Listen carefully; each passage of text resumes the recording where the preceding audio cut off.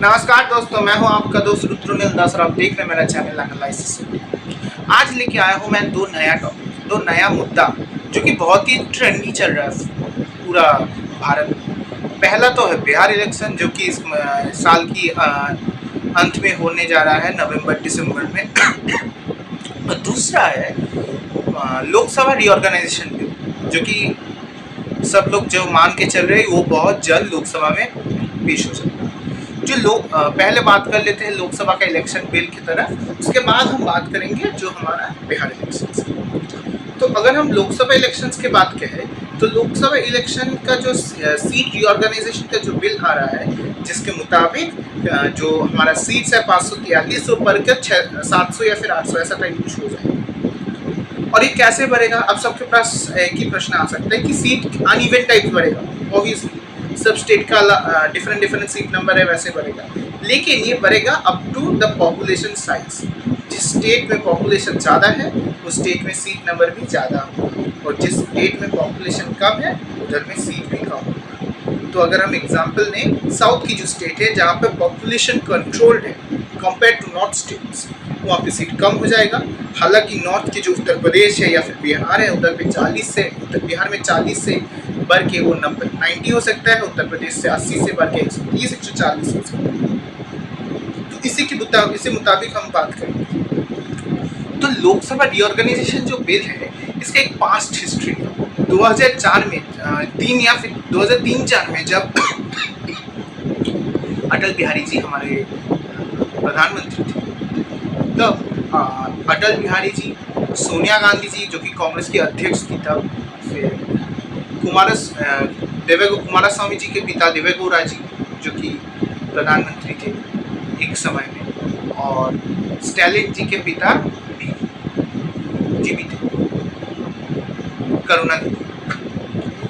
तो ये सब और भी कुछ नेता थे, चंद्रबाबू नायडू थे, ये सब के एक साथ आके ये लोग एक बात में फिक्स हुए थे कि लोकसभा का जो रीऑर्गेनाइजेशन बिल है, मतलब लोकसभा जब बढ़ेगा वो तब 2026 का जो पॉपुलेशन का है, पॉपुलेशन काउंट उसके आधारित बनेगा। और सबका सहमति था इसमें। कांग्रेस ने भी सपोर्ट किया था और सब पार्टी ने एक साथ आके सपोर्ट किया था, बीजेपी। लेकिन अब जो कि हमारी प्रेजेंट सरकार है, मोदी सरकार, वो 2021 के बाद कोई भी जनगणना नहीं की। 2026 तो छोड़ दीजिए, और बहुत सारा रीज़न दिखाया गया है कि कोविड है, लेकिन अब सरकार प्रॉब्लम में है, अब नया सरकार आने वाला है, ऐसे बहुत टाइप ऑफ रीज़न दिखा के ये लोग जनगणना को रोक चुके हैं। और अभी ये लोग सोच रहे हैं कि सीट बढ़ाने की। अब अगर ऐसे सीट बढ़ता है तो एक चीज़ तो बहुत ही कॉमन है कि साउथ का जो स्टेट का जो सीट का पावर है वो बहुत ही कम हो जाएगा कंपेयर टू नॉर्थ। क्योंकि अगर हम रेशियो पकड़ के चले तो अगर तमिलनाडु में 10 सीट इंक्रीज होता है तो उत्तर प्रदेश में 100 होगा। मैं रेशियो बोल रहा हूँ, मैं कोई नंबर्स नहीं बोल रहा हूँ, मैं रेशियो।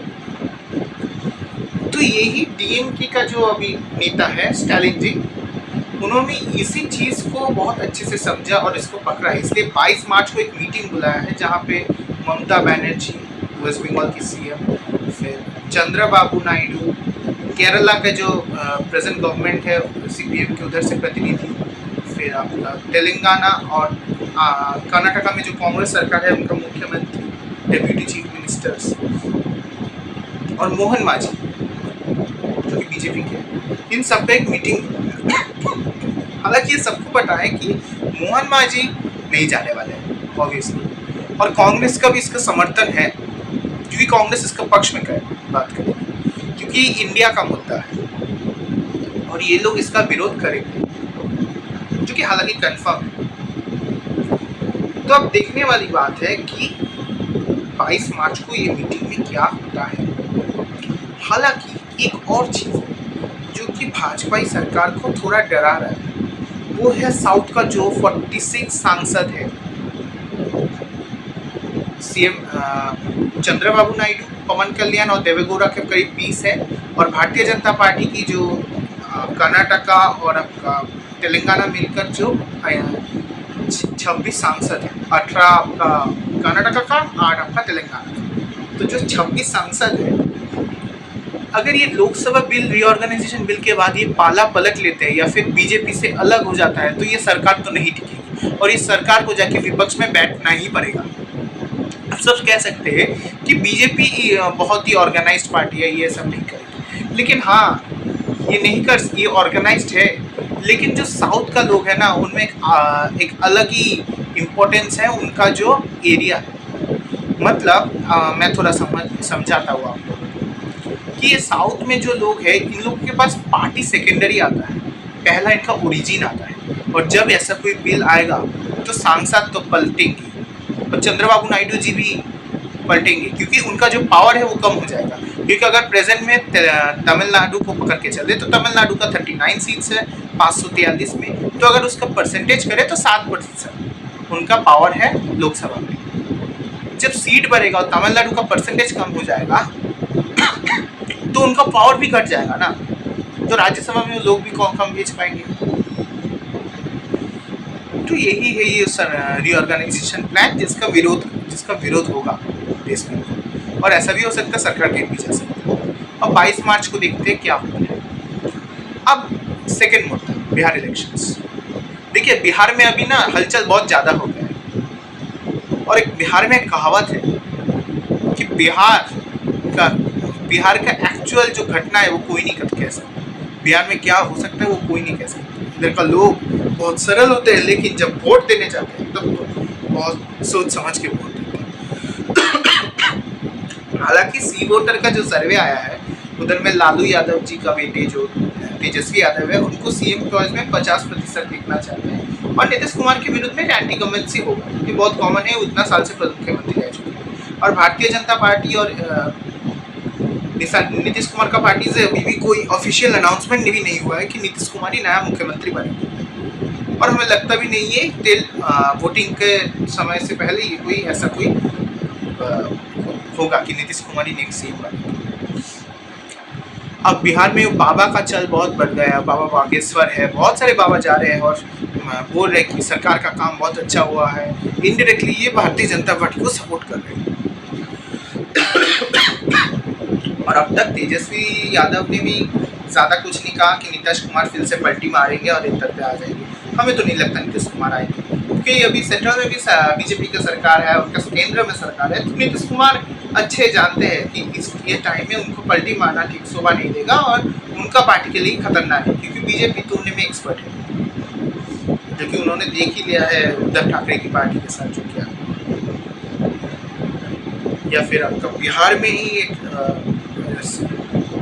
उनके सैनिक एक पार्टी है, वो पार्टी में भी क्या हुआ है, वीएचपी विकासशील पार्टी, जहाँ से 4 एमएलए को उठा के लेकर आया, पूरा पार्टी ध्वस्त कर दिया। तो यही है जो कि बिहार में हो रहा है। तो जो ग्रामीण इलाका है ना उधर से रजत अक्सर राजजेडी को ज़्यादा वोट मिलता है। और अभी एक सीरियस फैक्टर है कांग्रेस कैसे चुनाव लड़ेगी, ये भी बहुत इंपॉर्टेंट है। कांग्रेस कैसे चुनाव लड़ेगी उसके ऊपर ही डिसाइड होगा कि चुनाव कैसे घूमेगा, और एट द एंड तक हम कुछ नहीं कह सकते। हालांकि बहुत टाइम बाकी है, अभी बहुत कुछ होगा, बहुत उठक सीधा टूटक पैटक होगा, उलट फेर भी हो सकता है। तो जैसा कि टाइम जा रहा है हम वीडियोस भी कर रहे हैं, एनालाइज कर रहे हैं और आपके सामने दिखा रहा है। तो यही था आज का 2 मुद्दा। हालांकि आप लोग मेरा वीडियो देख रहे हैं, अगर मेरा वीडियो अच्छा लगे तो लाइक कीजिए, शेयर कीजिए, सब्सक्राइब कीजिए और बेल आइकन बटन को प्रेस कर दीजिए फॉर रिसेंट अपडेट्स। वीडियोस तो डेली बहुत जल्द आ रहे हैं, और फिर मिलते हैं आपसे कोई एक नई एपिसोड के लिए। तब तक के धन्यवाद। अब स्वस्थ रहिए, स्वस्थ रहिए।